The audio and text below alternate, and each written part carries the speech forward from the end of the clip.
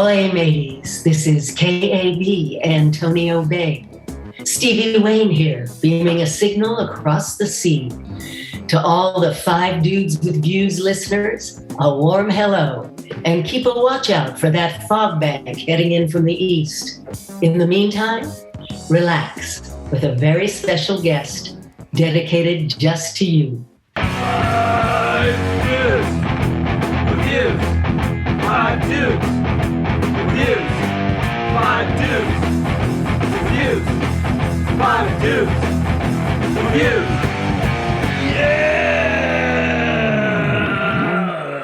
Hey everybody, welcome back to the 5 Dudes of Views podcast. We are super excited to have a very special guest and a podcast favorite joining us here today. She is a Tony and Golden Globe Award nominated actress, best known for her role as Rizzo in the original Broadway cast of Grease and as Carol Trainer in the TV show Maude. Her fans know her from such 80s classics as The Fog, Creepshow, Escape from New York, Swamp Thing, Cannonball Run, and Back to School. She was Ruthie, a memorable character in HBO's Carnival, voiced Catwoman in the animated Batman series, as well as many video games. She is an actress, author, singer, dancer, writer, and most importantly, a mom. Ladies and gentlemen, the one, the only, the beautiful Adrienne Barbeau! Well, I love the mom part. So reading over that list, that's a long list of accomplishments. It's so amazing. Is there anything you still want to do, wish you would have done? You want to be you want to blast off into space like Shatner and do anything like that? You know, a couple of years ago on my website, I had put the only thing I haven't done is I don't know how I phrased it. I think I said is a circus act or a trapeze act or something. And then I got offered the role in Pippin, where I was hanging upside down from a trapeze. And I thought, well, I did that one. Yeah, amazing. Is there anything I still want to do? This is It's so well-rounded so far. Yeah. It's like, how do you follow that up? This is a terrible thing to admit, but I'm going to admit it.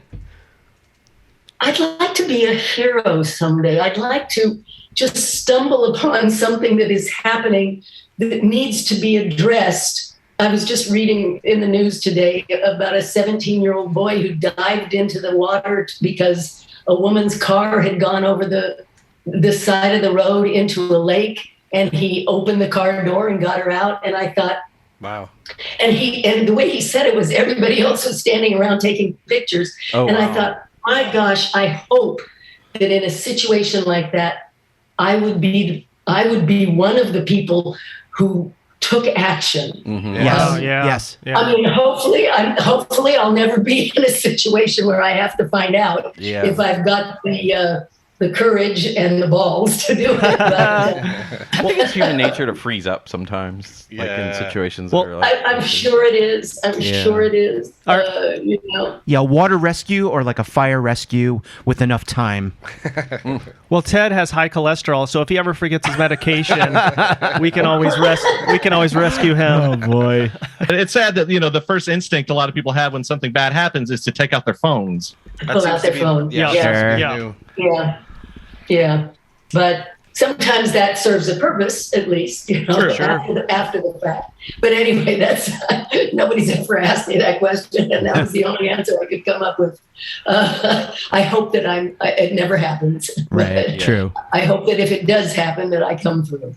Yeah, your birthday was last week. Happy belated birthday. Thank you. Had a great time. Woo-hoo. After we all are big fans of your book, There Are Worse Things I Could Do. We all read your book. Very great. A lot of insights, a lot of great stories in there. It's an LA Times best-selling memoir. Going over that book, one of the things that really stood out to me was I can't believe you kept such great journals of your life. I mean, I'm so jealous that and we talked about it earlier just between us, is reading over that. Man, I wish I would have kept notes about my life. And there were so many great things that you had written down. And do you still do that? Do you still keep journals? I keep them now for my boys. Occasionally, I write for myself, but the odd thing was when time came to write the memoir, my journals were my way of sort of working out my emotional life, and the boyfriends and the breakups and the romances and everything. In fact, somebody asked me yesterday, well, what was opening night in Greece like? I don't remember. And I didn't write anything down. I wrote about, something else. So there's not a lot in there about my career, but yeah, I think I started when I was in fifth grade. I sort of remember one of the first entries was, came home from Girl Scouts today and made brownies, things like that. And so said he liked my hair, and then it proceeded onward. But I do still, I write for my boys, not every day or anything, but, so that they will have something to look back at and, maybe prompt their memories. Gotcha. And you grew up in Northern California. At what age did you start singing, dancing, any kind of acting in order to know that this is something that you might want to do? Yeah, I honestly, I didn't know that people did this for a living. So it never crossed my mind that this was something I wanted to do as a career. But I had a mother who started me taking ballet when I was 3. By the time I was 12, I absolutely hated it. And I never did take another ballet class when I could get out from under. But I think when I was in about 5th grade, someone said to my mom, Adrienne has a pretty voice. You should give her voice lessons. So she used to drive an hour. We lived in San Jose, California, and she used to drive me all the way up to Burlingame, which is right below San Francisco. It was about an hour's drive for me to take voice lessons. And then when I was 15, I was working in a beauty salon, making appointments and sweeping hair and everything. And one of the clients in the salon was on the board of directors for a multi-million-dollar community theater, basically, called the San Jose Civic Light Opera. And we were just chatting, and what are you doing, and blah, blah, blah. And, we're doing The King and I, and we're having auditions. And my boss said, well, Adrienne sings. Adrienne, you should go and audition. And I thought, okay, I'll go and audition. And they hired me to play Tup Tim. And that was the first musical I ever did, I think. Maybe I did something in junior high school and then I started working with the San Jose Civic Light Opera. It was just a community theater, but it was a big deal in that area. And they had they put together a musical comedy review. And when I was 18, having just graduated high school, I went overseas entertaining the armed forces for 3 months with this musical comedy review. And it was my first paying job. We got $7 a day, and we were entertaining the GIs. We were right on the DMZ. Oh, wow. They shot and killed 3 of the soldiers that had been at our show on their way home to to their billets. It was an incredible eye-opener for an 18-year-old who had no idea what was going on in other parts of the world. And then I came back and started college, and I figured I liked acting, and maybe I'd, get a degree and be a teacher. Mm-hmm. Because I didn't know that I didn't grow up going to the movies. Mm-hmm. I didn't watch a lot of television, and I started doing theater when I was so young that I was rehearsing every night, all through my high school years. So I really wasn't culturally cognizant. But I did another show, another theater show with an actress who had been in New York doing an off-Broadway play. And she said, you ought to go to New York. That's where all the good teachers are, and you ought to try this. And I thought, okay, well, okay. And so I packed my bags. I put everything I owned into a box and told my mother to send it when I got an address. And I sort of thought, if nothing happens by the time I'm 25, I'll go back to school and get my degree and I can teach acting. Mm-hmm. But by the time I was 25, I was working, and I got my first Broadway show was Fiddler on the Roof. Yes. And suddenly I was, That's amazing. working on Broadway, and it was fantastic. And what was living in like just that New York experience like? I mean, New York is like no other city out there. I mean, it's just so alive, and I'm sure the Broadway and the hustle and bustle, just day to day, working odd jobs, auditioning, that whole experience. Like, what was that like at that time? It was fantastic for a 19-year-old. Wow. I didn't know anybody when I first got there. My first job, I ended up working. I've just been watching The Offer on I don't know, Paramount Plus or whatever it is, which is the backstory of The Godfather. I ended up working for Maddie the Horse, who when I started to write my memoir, finally discovered that Maddie the Horse was Matty Ianello, and he was, one of the big wigs in one of the five families. Such a great show. Oh boy. I know. But I started out as a cocktail waitress in a nightclub, and then ended up becoming, I've been told, one of the first discotheque dancers in existence, I guess. I don't know. Yeah, Maddie had this idea that we should all the cocktail waitresses should get up on the stage and wiggle our hips, It's like pre-Coyote Ugly. When you were trying to make your way in New York, you had to have your days free. You had to work at night because you had to audition during the day and take classes and make the rounds and all of that. So that was the beginning. It was, I loved it. I mean, I lived in the village, in the West Village, in the late 60s, early 70s. It was before all the cheap shoe stores and the pizza parlors came in. It was very artistic, as I assume it is now. I haven't been back for a long time, but was New York great. Was New York really intimidating when you first moved there? Like, I don't remember it being intimidating. I remember somebody just asked me the other day. I remember driving from the airport to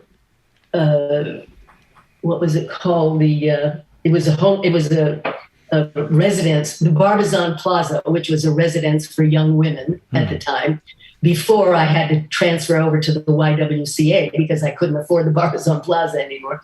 But I remember the drive in from, it wasn't JFK at the time. What was JFK called? Idlewild is the name of the airport that used JFK. Idlewild. JFK. Yes. Okay. Idlewild. Yes. And seeing a billboard for Hello Dolly, I think it was, or some Broadway musical. I'd never seen anything like that before. A musical being advertised on a billboard, that was just insane. Astonishing to me. Yeah. Wow. Yeah. And I did keep, I don't think it's in my memoir, but I did keep track of, I think the taxi cab ride to Manhattan was, maybe it was $1.56 or something like that. I kept a record of everything I spent, and that's amazing. You were that detailed in your journals, like Definitely. it was so. It was all so new to me. Yeah, I remember when I finally found two girls who were willing to rent their apartment. We were going to be roommates. They only had one bedroom. I was going to sleep in the living room, but they wanted a security deposit. I didn't know any. I'd been living. What was that? Yeah. And then when I went to rent my own apartment on my own, for the first time, I went down and I saw an apartment in the village. It was about 7 o'clock at night, 8 o'clock at night, and it was my price range, and it was perfect for what I wanted. And so I signed the lease. And I went back the next day at noon, and the apartment was pitch black. Well, I came from California. I didn't know that you could have an apartment that was on the ground floor in Manhattan that was shoved up against another building. So there was no light that came in the windows. Oh. So like it'd be daytime and dark. I had just signed a year's lease to live in this tome. They pack them in. They pack them in New York. So those were the early New York experiences. Definitely. There's a line you have in your memoir, which I think is kind of fitting to this point. It said that you close the door on an easy, good, normal, happy life for a road of pain, nervous breakdowns, emptiness, hollow success, if any. I guess at that time starting out, it might have felt that way. Just oh my God! I said that in the memoir, did I? I've got to go back and read. In the early journals, it must have been after a breakup with one of the boyfriends. Would you say that your time overseas kind of was like your boot camp for, prepping you for your auditioning and your Broadway stuff?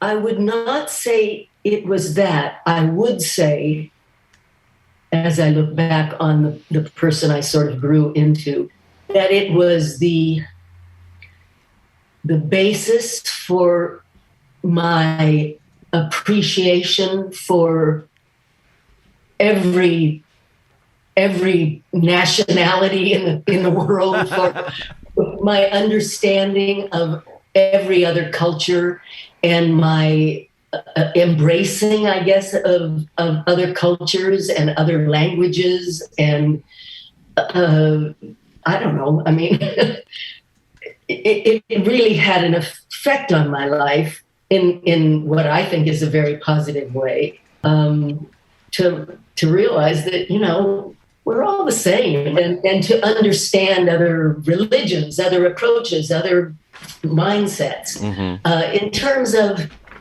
preparing me for the life of a young New York actress auditioning, no, I don't think it did much. I mean, I got to New York, and I had been a big fish in a little pond, and suddenly it was like, oh my gosh, here I am standing in line with 300 actresses getting ready to sing the last 8 bars of If I Loved You. And thank you. Yeah.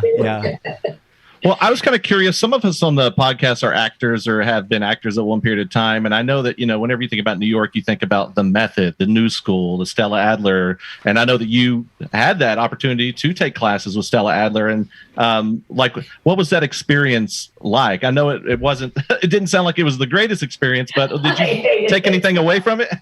I hated it. What did I take away from it? Don't take class with Stella Adler. Oh my goodness. Oh, wow.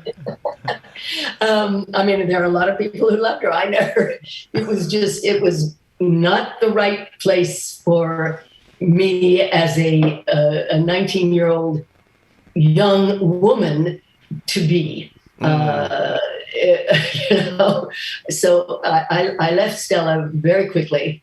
I then was accepted into Lee Strasberg's classes, which I think I lasted there about 3 months. It was very political at the time. And if you weren't on Broadway, it was hard to get anybody, willing to do a scene with you. Right. And I didn't understand a lot of what he was teaching, So I left there. One of my favorite, I did take classes with William Hickey. Oh, yeah. And I was most of my learning about my craft, I think, has come from doing. Although I did end up taking acting classes with a man named Warren Robertson, who used a therapy technique based on Alexander Lowen's books called about bioenergetics. And it was really a technique about using your getting in touch with your emotions through your body and everything. It wasn't so much an acting technique. But I did study with Bill Hickey, and I remember the first time I had to do a scene for Bill, and all I had ever done until that point was musical comedy. And I basically only worked with one director whose one point about directing was pick up your cues. Pick up your cues. We were doing musical comedy, you know. So my scene partner and I prepared a scene from something called, I can't even remember what it was called now, but it was a straight play. And my scene partner delivered her line, and I did what I was taught to do. I picked up my cues, and we did the whole scene.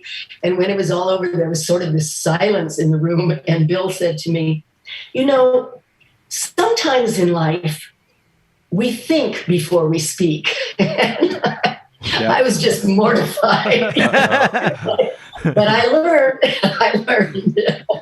So,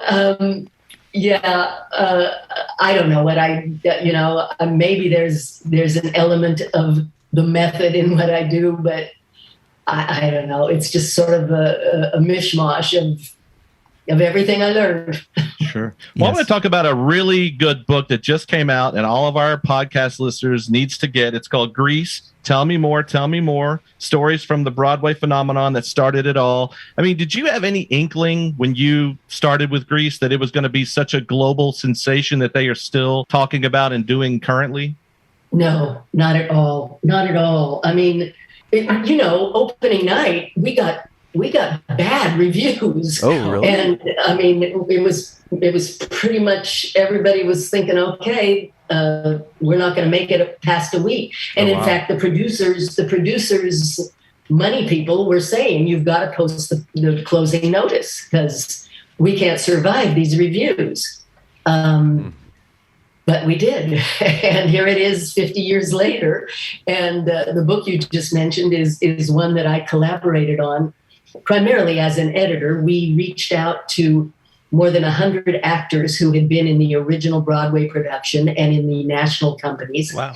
And had them send us their stories, their audition stories, their getting fired stories, their rehearsal stories, their romance stories, their on-the-road stories.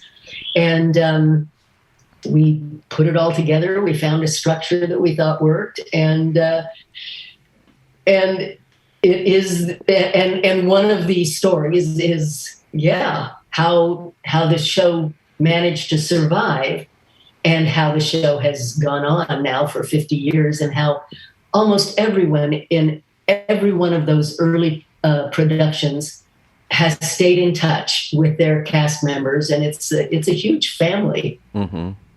They just had a big 50th reunion at Sardi's in New York to celebrate the 50 years of Grease. I unfortunately was working here in LA and couldn't get there, but they're all really, really close, and it gave rise to so many incredible careers. Yeah, Travolta definitely. And, Peter Gallagher, Treat Williams, Richard Cox, Barry Bostwick, Mary Lou Henner, Eileen Kristen. I mean, I could go on for days, but then they all tell their stories in the book. Yes. I know you've never actually seen the film Grease, but have you? Well, I'm curious why that is, but also have you seen any of the other traveling stage productions of Grease? I have not. Right after I left the show, well, I guess it would have been within 6 or 8 months after my leaving the show, the national company came to LA with Barry Bostwick and Marius Small, who is still one of my closest friends. And I did see that, but I've never seen it since. I had such a wonderful experience with the show. And the show that we did on Broadway bears very little resemblance to any of the shows that are done now. It was pretty raw on Broadway and pretty raunchy. And I understand that the later iterations have become a lot more light and bubblegummy, I guess. And, More family. More tender, more like Poppy. Yeah. Definitely. I just never, I didn't want to see anything else. I wanted to keep that really great memory. I really wish I could have understand seen that version. Yeah. As opposed to the grittier. I know you haven't seen the film, but it's very glossy pop bubblegum. You know, I would rather see the rock and roll raw stage production. I want to see that. Sure. One of the stories in the book is about Tim Myers, who played Kaniki. And Timothy, after we opened, got a call from William Morris. They were interested in representing him. Nice. So they asked him to come in for a meeting. And he got to the meeting, and the agent brought him into his office and kept the door open. Said, I hope you don't mind, and just kept the door open. And after about 15 minutes into the meeting, the agent said, you know, I have to apologize to you. And he got up and he closed the door. He said, I was terrified of meeting you because I thought you were a greaser that they had just found on the streets, you know. Oh my God, and that was what we were going for. And one of the greatest compliments I ever got was from Madeline Kahn, who came back after the show and said, "Oh my God, I didn't know you were an actress. I thought you were, you know, one of these kids that they found on the street." And so, yeah, it doesn't bear any resemblance to anything that's going on these days. That's probably the best compliment you could get, right? Because it was the greatest compliment I've ever received. Yeah, that's pretty awesome. So what was that transition like from being on stage to actually the small screen? I know probably in those days, maybe it wasn't that easy to transition from TV to movies. What was that experience like and the auditioning process to get onto Maude? It was rocky. It was rocky. I didn't understand, and I'm not having watched very much either, but I didn't understand the difference in the mediums, and they hired me.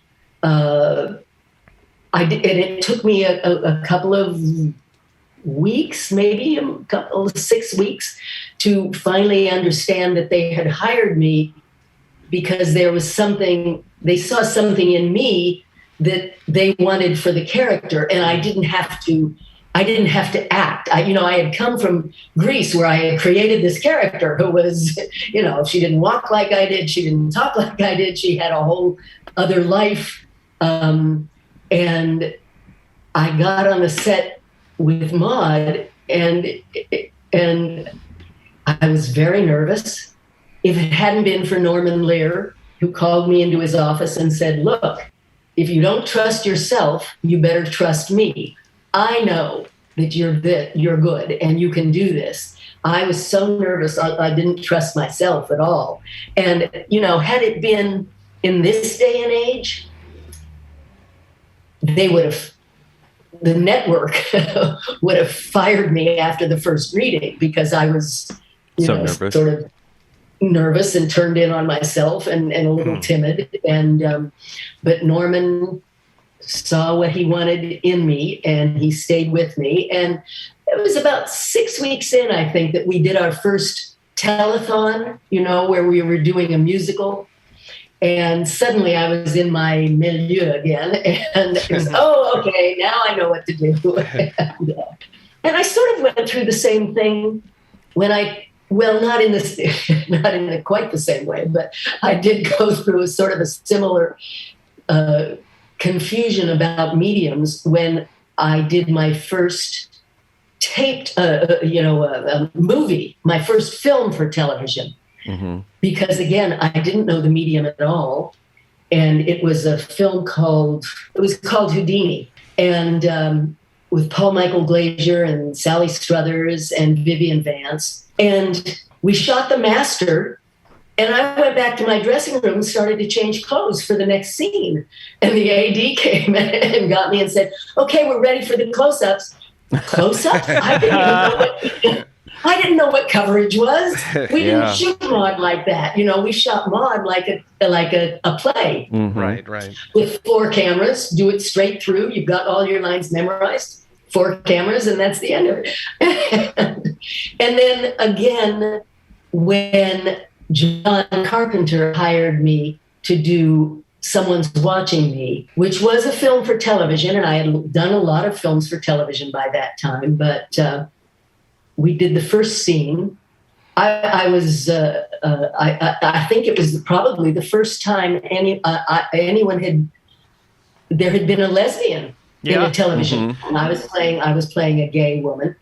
And we shot the first scene, and John came up and he said, that was great.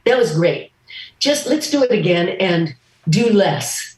And I said, do less? And he said, yeah, just do less. And suddenly it was like, the light bulb went off, and I thought, oh, I get it. Yeah. Bring it down. And, coming from stage. Yeah. Yeah. And even from sitcom, because we were pretty big with sitcoms. But so, as I say, my education as an actor sort of came on the fly, during the work. And Maude dealt with a lot of controversial topics. Do you think that kind of show could be on TV today, maybe in like a streaming capacity, but maybe not on like a network? I wish. I mean, it's the state of affairs of our world today. It's tragic. Mm-hmm. Even then, we did the abortion episode, and they blacked it out in so many cities. But now, I'm sure some streaming network would put it on the air, but we've gone so far backwards. It's just mind-numbing and stomach churning and it's bizarre. Anyway. Yeah. Now, I know Jimmy Kimmel has done a few Norman Lear kind of reimaginings where they do a live in studio audience. Has there been any kind of conversation about doing Maude in that same capacity? Oh no, I wasn't even aware of that. I'm not a big. I am a big television watcher, but I'm usually watching European mystery series, Scandinavian and Italian, and I don't watch any of the talk shows anymore. It's kind of cool how they've brought his older shows and recast them. Woody Harrelson was in All in the Family. They did All in the Family. Yeah. Well, I did see the All in the Family one, but was that on Jimmy Kimmel or wasn't that a special? I think Jimmy Kimmel was the producer, and they did like a primetime special. I see what you're saying. Yeah, I did see the All in the Family one. And yes. Different Strokes was also the other one. Yes. Oh, really? I didn't see that one. Yeah, you'd think for the Maude 50th anniversary, maybe they would possibly, bring that one. Yeah. Would you be interested if they did anything like that? Well, what would I play, Maude? Yeah. Which would be a lot of fun to see. Yeah, I would definitely watch that. I'm too old to play Maude. Let's see. No. And I don't think she ever had a mother. I can't remember if she ever had a mother. But, who should be playing Maude is, oh my gosh. Well, I can think of two people who should be playing Maude. Andrea Martin. But Tracy Ullman. Wow. Yeah. That's good. Sure. Both Tracy choices. Ullman would be fantastic, Yeah, actually. definitely. Tracy Ullman's awesome. And what was that experience like working with B. Arthur? I mean, how was that? It was fantastic. It was fantastic. It was, I'm embarrassed to say, something I took for granted because I didn't know anything else. It was my first TV show. So I didn't know that other sets might not be as joyful and professional and just great to show up to work for every day. But in retrospect, I see how incredibly lucky I was to have been on that show and to be working with B and everybody, all of them. Yeah. In the first place, Norman, and we had such great writers. Conrad Bain was like my father. He was a real mentor. It was just a great 6 years of being with a family that I wanted to see every day. Yeah, what a great cast. And Conrad Bain's character in that, I just love the conflict of his character and the kind of like the moral, battles that you'd have on the episodes. Yes, yeah. I'm going to digress and say to you that Conrad was a twin. Yeah. And he and his brother were raised in the backwoods of Edmonton, Canada. And when I had my twins, Conrad was the first person I called to say, I'm having twins. And he told some fascinating stories. He told one story about having been on Maude and, having achieved that kind of success and going back to Canada and driving out of the airport and seeing his face on a billboard advertising, I think it was Canadian telephone company or something. his brother had sold himself as Conrad. Oh my God! And was getting a fee for promoting whatever the company this was as Conrad. That's hilarious. He was great. Conrad taught me how to negotiate.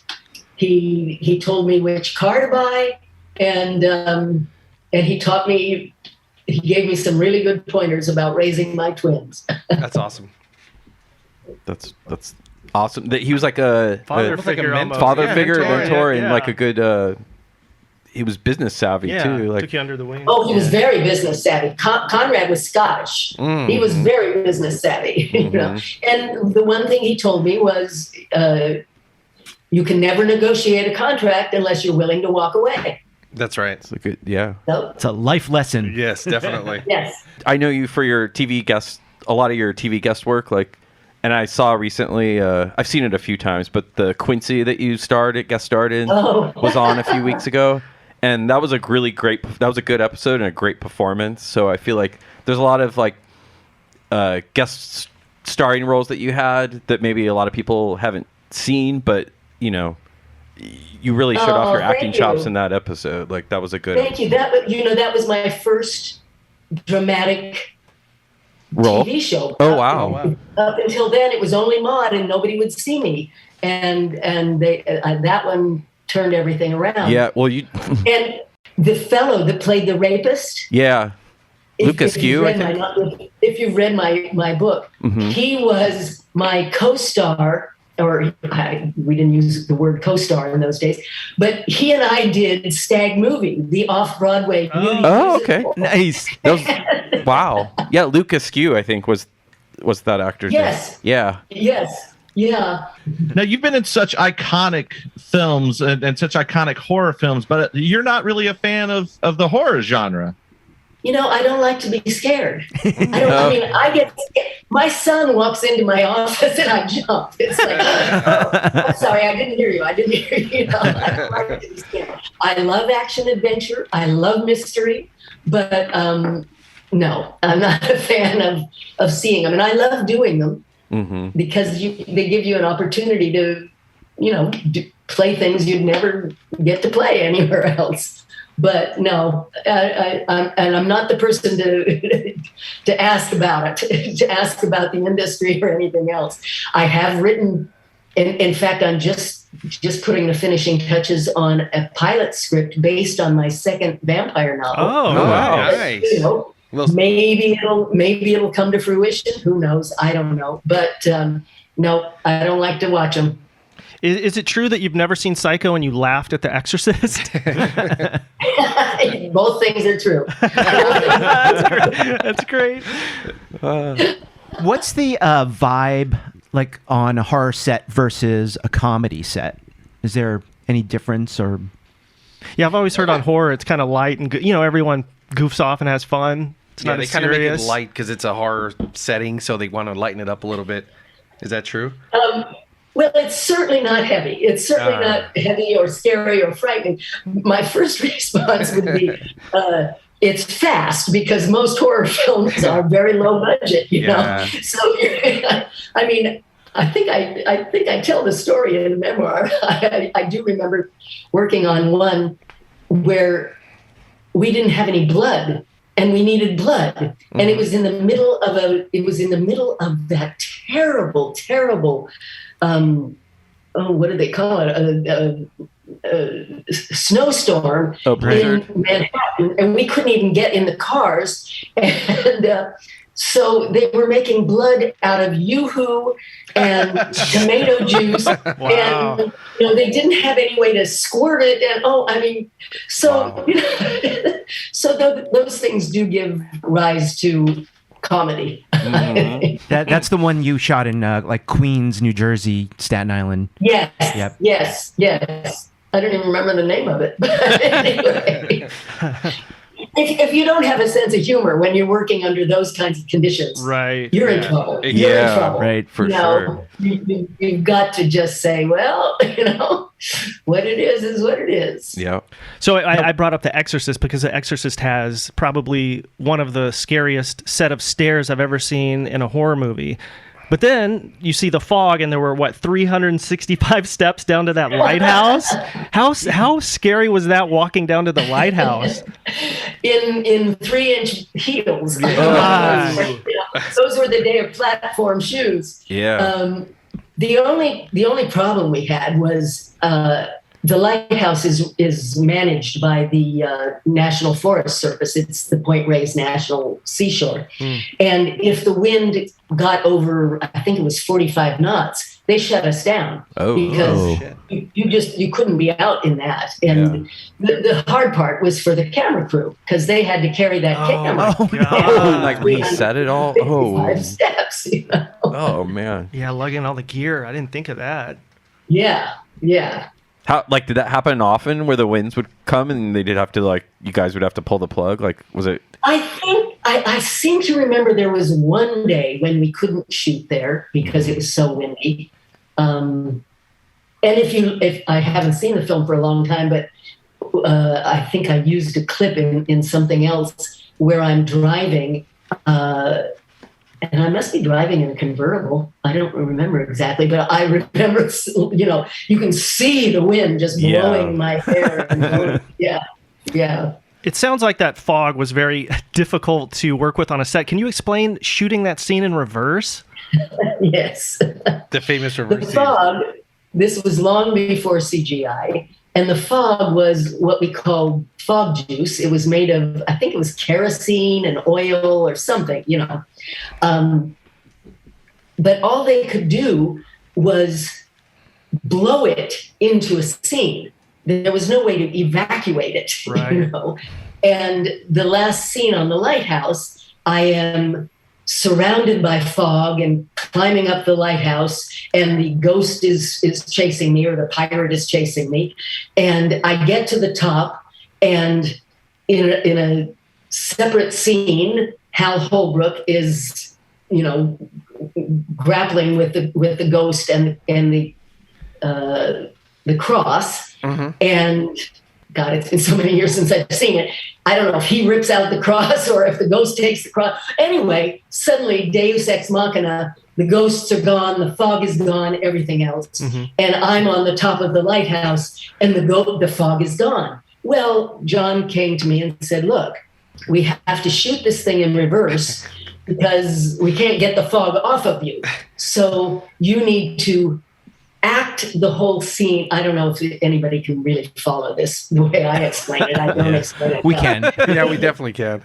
You need to act the end of the scene first, where there is no fog on you, and you're like, oh my God, I'm saved. The ghost is gone, and then go to, oh my God, here's the fog on me, and the ghost is chasing me, and blah blah blah. And he said the only thing you have to be careful of is do not blink quickly. Right. Because when they print the film, they turn it over, whatever they do. That looks very weird. So that's how we did it. Yeah, whatever you do, don't blink. We acted it backwards. That's crazy. Amazing. We are all such huge Swamp Thing fans. And, we were talking earlier, when you think about it, comic book movies are everywhere now, TV shows. Yeah. And Swamp Thing was probably one of the first comic book movies that were out there. And I know that you worked with Wes Craven on that film. Going back and watching it, and I think you talked about it in the book as well, it looked like a pretty miserable shooting experience due to being in the swamp and being in that humidity. I mean, what was that like? It was a pretty miserable shooting experience. Not just because we were in the swamps, which were, muggy and buggy and gators and snakes. And the stuntman always thought it was so funny to take a snake and roll it and put it on my shoulders. And the water was so polluted that when we did go in, they took cotton balls and doused them in antibiotic lotion or something and shove those in our ears, or antiseptic. And then when we got out, they had to really wipe us down because there were all kinds of fungi and everything in the water. Wow. Yeah. That's so crazy. But it was also a very difficult shoot because we were shooting long hours. They had not budgeted correctly. They hadn't given Wes the money he needed to make the film he wanted to make, the film that he had written originally. Mm-hmm.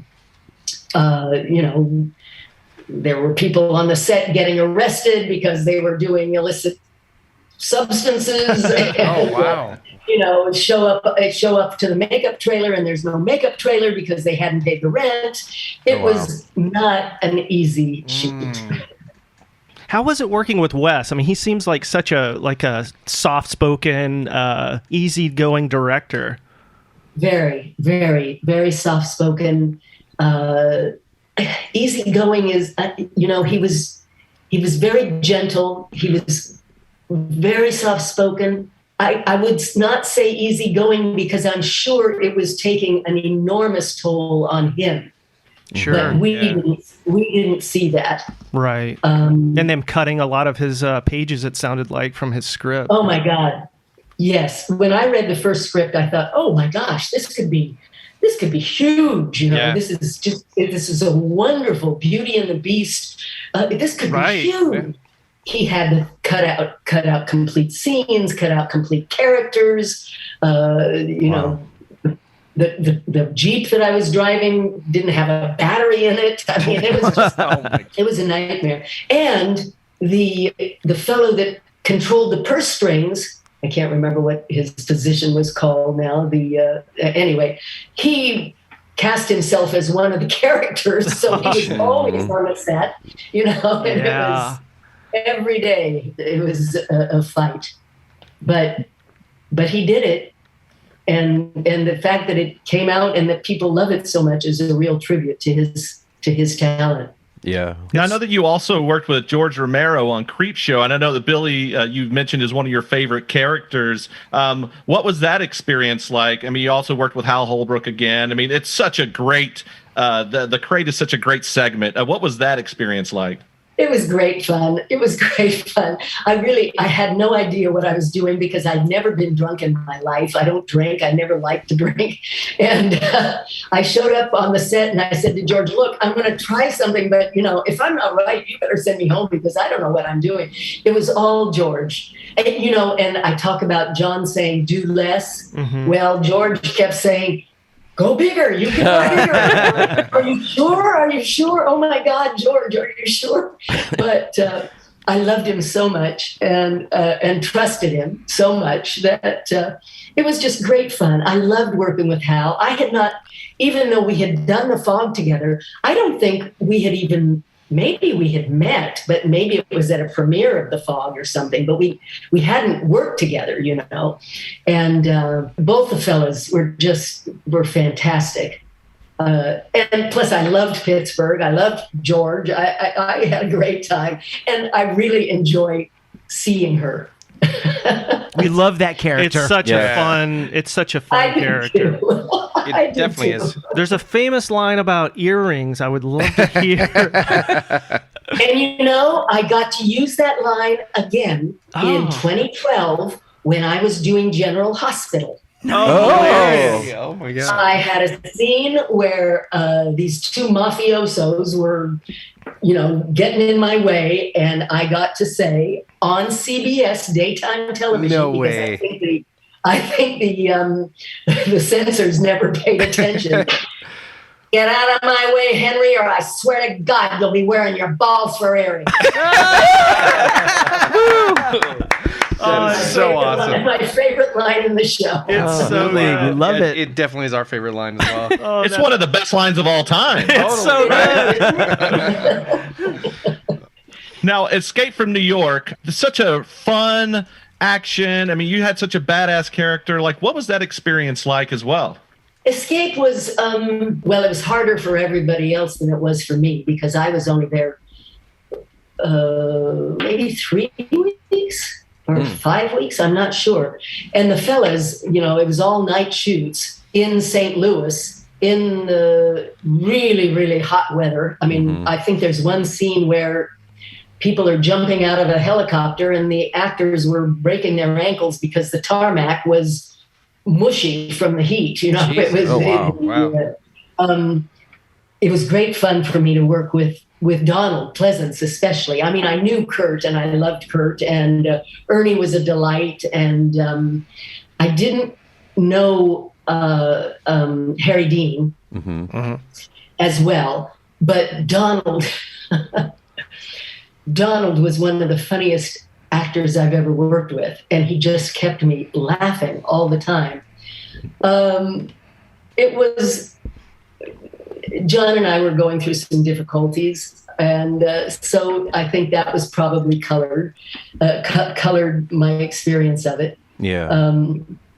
But I love the character, and I especially love that scene on the bridge where Maggie attempts to avenge Brain's death. You know, no dialogue, but Such a great look. It was, you know, and getting to do it with Kurt, I was proud of that scene. There's another scene in the movie that was not there when we shot it. I don't know if you've probably heard that story, but John put the whole movie together and he screened it for the AVCO embassy people and you know, other network people. And there was a young man there who was the son of one of the executives, a fellow named J.J. Abrams. I think he was a teenager. Wow. Yeah. I have never been able to. I haven't talked to JJ to get the story, but I did finally see that he had talked about it at some point. And when the movie was over, John said, "Okay, you know, what do you think? Any ideas? Any suggestions? What do you think?" And J.J. Abrams raised his hand and said, "Well, what happened to Maggie?" Because the cut that John had showed them had me firing at Brain's car. I mean, not Brain's car, the Duke's car, and had the Duke coming at me. And that was it. They cut away. There was no shot of what happened to Maggie.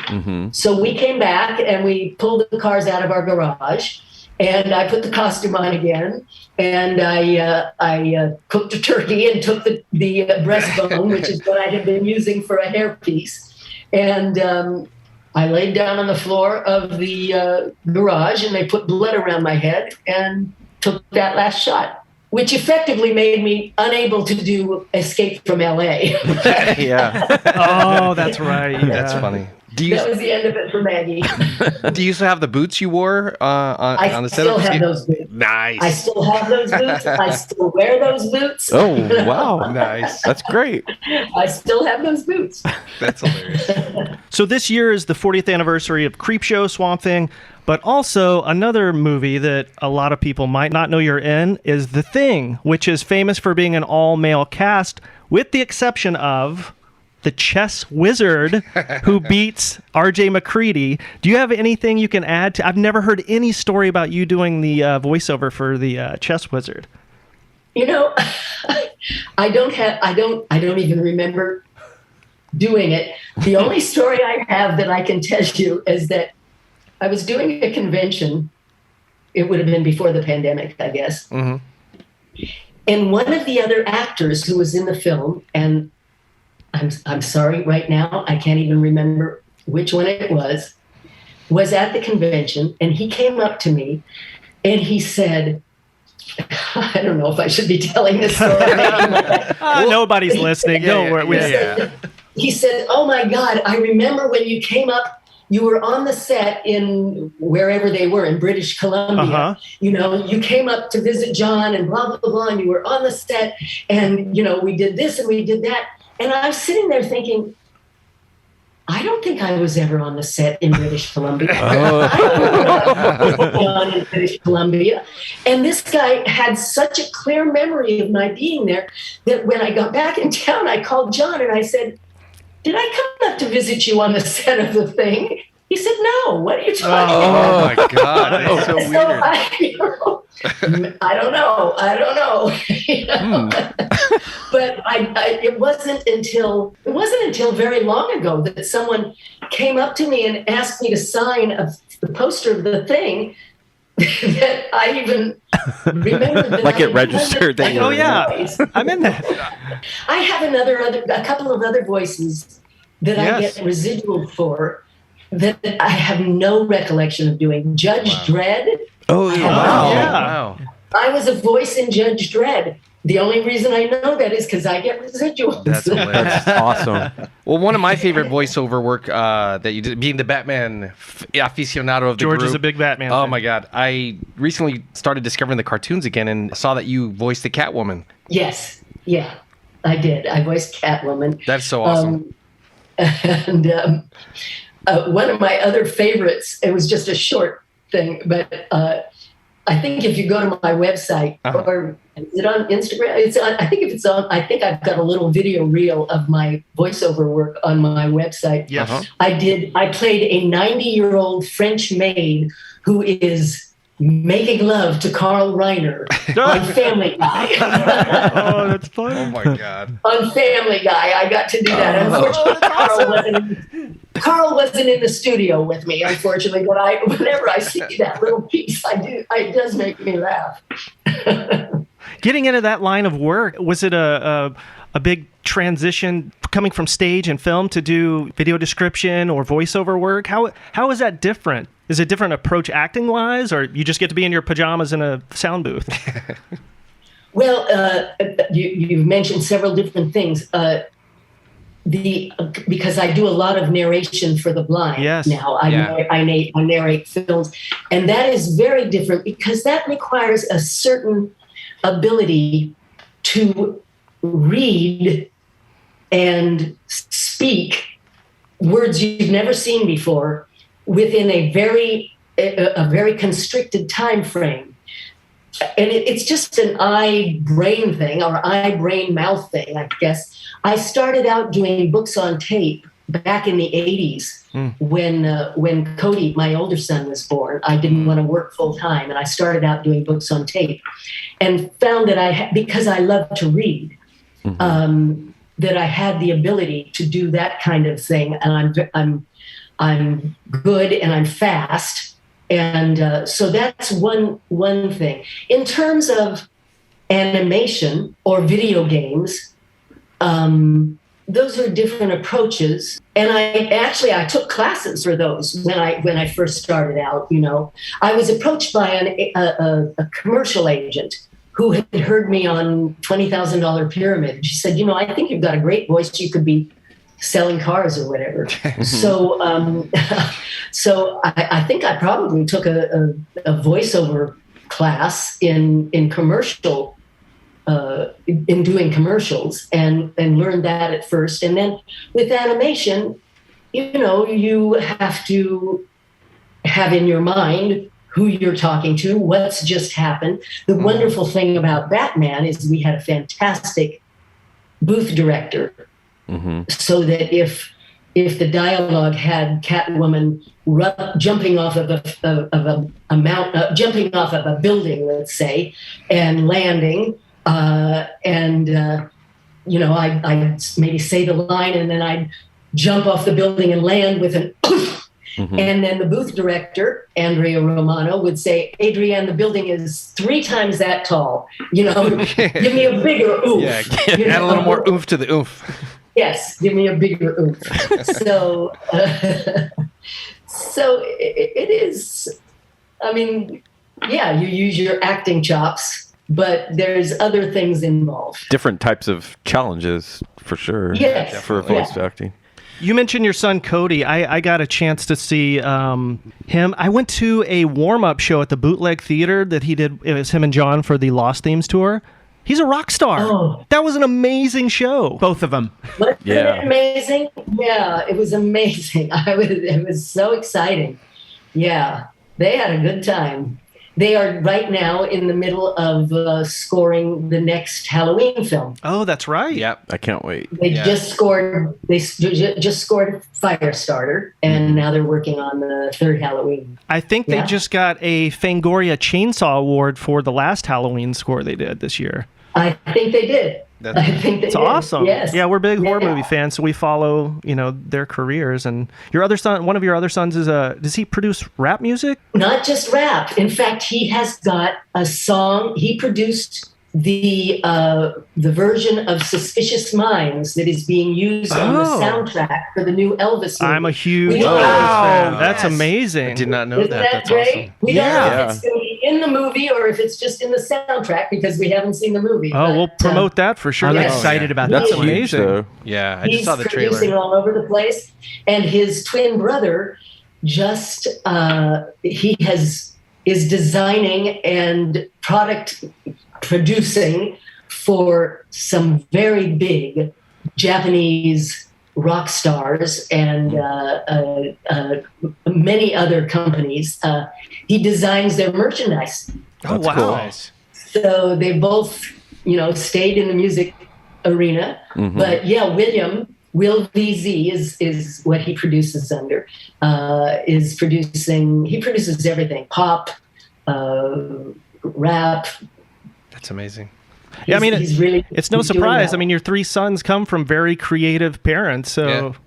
Well, I'm just overjoyed as a mother to know that they've all three found something that they love to do that they can support themselves doing, whatever it was. I didn't care what it was as long as they loved it and they could do it for a career. Do you mind? I'm sort of glad they didn't become actors. I will say that. Can I ask you really fast? How fun was the convent to shoot that movie? Your character is so much. Christine is so much fun in that movie. You mean my version of Snake Plissken? Actually, I could see. Yeah, That's exactly what we were saying. When the we saw smoking, motorcycle riding, gun toting. I loved it. It was great fun. I mean, the Moto Guzli gave me a lot of trouble. I couldn't get the motorcycle to run, but it was great fun. I loved working with Mike Mendez on that. And it's fun to see, and I don't think too many people have ever seen it. It won awards in Europe. I think Cody and I went over to Belgium for some big film festival over there, and it won the audience award or something. But it's sort of a hidden gem. The other one that not many people have seen that I think is really worth seeing, well, I've got a bunch of stuff coming out, but is a film that I did, I think it was 2012, I'm not sure. It may have been way longer before that, called Alice Jacobs is Dead. And if you haven't seen it, and if you're horror fans, we'll look it up. It's a short. It was my the first time I got to play a zombie. Oh, nice. It's worth seeing. And then most recently, I guess the one that's come out since the pandemic. There's a couple of others that have come out since the pandemic, but is a film that I did with Mark Lucas called Unearthed. Oh, the fracking movie. Yes, the fracking movie. Yeah. Now, I don't think it's. I don't perceive it as a straight out horror film. Right. It is a drama with horror and an ecological theme, and we finished that one right before the country shut down, and they finally got to release it. I guess about a year ago, and got a couple more coming out. I just did a short film that is making the rounds of the circuit called Early Retirement, which is not. We were just talking about. We were trying to find that last night. Actually, I saw that on your website. Yeah, it's quite good. not a horror film. Yeah. And then Cowboy Bebop, which came and went, unfortunately. And Oh, yeah. When they canceled Your that. character is so much fun. That's one thing, getting back to your family life and everything, you come from such a strong line of women. I mean, even that role in Cowboy Bebop, you're just a badass. Yeah. It's such a fun character. I thought I read I thought I read one of the networks. They were like hoping like it could get picked up, but I think fans were actually like trying to get it. Let's Maybe get those fans to bring it come back. on. Yeah. There's one guest starring role that I did that I really sort of liked because I love the show and I loved working on it. RuPaul's AJ and the Queen. Yes, Mhm. that's Yeah, a great Yep. episode. And I was proud of that one. I thought they did a really nice job with that. I was sorry that show didn't go on Yeah. because I really loved Rue and That's a sweet episode too. The girl leaves your husband in the episode a fun little treat at the end that I won't spoil. yes. That's a Yes. we are huge collectors of figures and toys. Have you ever been approached to have a Stevie Wayne or a Maggie or a Billy, any kind of character figure that we could purchase? Actually, the Shout Factory is in product development on a Stevie Wayne character. No way! Woohoo! I believe it will be out. I think they were shooting for October, maybe. I'm not sure. Oh my God. That would be a dream I come haven't true. heard- Yeah. I hope Yeah. And I hope it's the start of good things, like a Maggie Oh, and a thank Billy. you. Yes. Yeah, we would Yes. buy all those figures in a heartbeat. Yes. So I have one last question. You believe in manifesting things into your life. What would you manifest for yourself for the future, either personally or professionally? Well, you know what? It's not for me. It's for my kids. I would like to manifest happy, healthy, successful lives for them. For me, sometimes I think, I might like to have somebody come along that I'd like to date, but then I think, I'm not gonna. I might like to manifest continuing to work in stuff that I enjoy and that I'm proud of. Mm-hmm. And health and health and long life and all of that stuff. Yeah. Again, this is such a thrill. Thank you very much for Thank giving you. us some time today. Thank you We're very such much. huge fans, Thank and have a great day. And hopefully we talk to you soon. And everybody go out and get the Grease Tell Me More book. And her book is an awesome read. There are worse things I could do. The great Adrienne Barbeau. Thank you very much. Thank you so much. This was an honor. It was fun for me. You're welcome back anytime. Anytime you want. Okay. Thank you so much. Bye. Bye. Bye. Hey, everybody. Thanks for listening to the 5 Dudes of Views podcast. Be sure to check us out on Apple Podcasts, Libsyn, Google Play, Spotify, Stitcher, and now YouTube. And while you're on there, be sure to download, rate, and subscribe. You can also check us out on Instagram and Twitter at 5 Dudes Views. And we also are on Facebook. Everybody out there, stay safe. Until next time.